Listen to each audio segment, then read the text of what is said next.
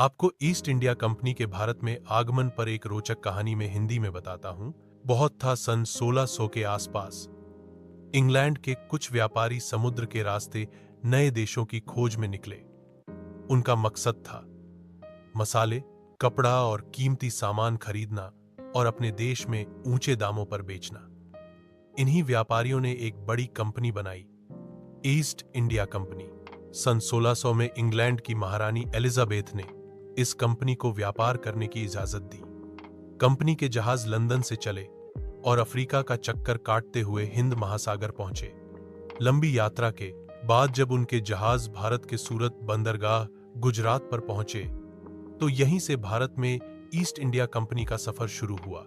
शुरू में कंपनी सिर्फ व्यापारी थी।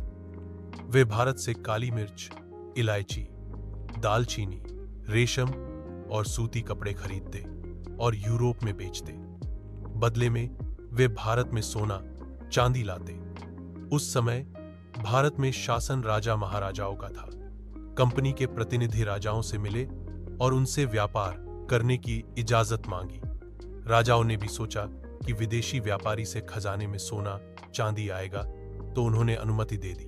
धीरे धीरे कंपनी ने भारत में अपने कारखाने, फैक्ट्री, गोदाम बनाए, सूरत, मद्रास, बॉम्बे और कलकत्ता में।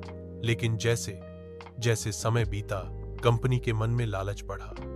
वे सिर्फ व्यापार से संतुष्ट नहीं रहे। उन्होंने भारत की राजनीति में दखल देना शुरू किया। स्थानीय राजाओं से युद्ध किए और कूटनीति से उन्हें अपने अधीन करने लगे। इस तरह एक व्यापारी कंपनी धीरे धीरे शासक बन गई। जो कंपनी सिर्फ मसाले और कपड़ा लेने आई थी, वही आगे चलकर भारत पर राज करने लगी।